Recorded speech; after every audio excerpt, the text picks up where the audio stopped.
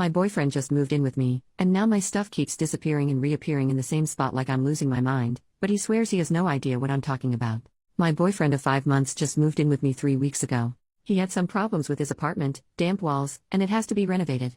As my roommate is currently spending some time abroad, I told him it would be okay if he stayed at my place for 4 to 6 weeks, he'll be able to move back to his own apartment by that time. So, now we've been living together for 3 weeks and things started out great. Jealousy had been a bit of a problem between us because we often go out separately probably once a week, but coming home to the same apartment helped him get over his unjustified jealousy. But there has been one new problem. Now, this may seem petty at first, but I'm really at my wit's end with this one. Ever since he moved in with me, things started disappearing and then reappearing one day later in the same place they were missing from. I'm talking about documents, small household items and food. And it's not like losing keys and then finding them again somewhere. I specifically look for something in a certain place where it isn't, but is there the next day. For example, I like to take a chocolate bar with me to work in the morning, and for that, I normally have a pack of chocolate bars at home. Shortly after he moved in with me, I woke up to find all the chocolate was gone. I asked him about it, he said he didn't know anything about it. I come home just to find the chocolate bars are in the cupboard again. I ask him, he says he doesn't know anything about it. Maybe you just didn't see them in the morning. We're talking about a large pack with about 12 chocolate bars, how can I not see that? At first, I thought it was maybe some strange kind of humor, but he seems angry when I bring it up and it's starting to really piss me off, because sometimes, it's been items belonging to one of my friends that I wanted to give back to them and then couldn't, or it was certain documents I needed for a certain day. Now, I have absolutely no idea what this is about. I am not crazy, I just don't understand it all. He gets really angry when I talk about it, saying I'm making this up just to cause drama. Why should I? I have no idea what's going on. Any ideas? Relevant comments. Commenter, he's gaslighting you. Run. OP, someone else used that term too.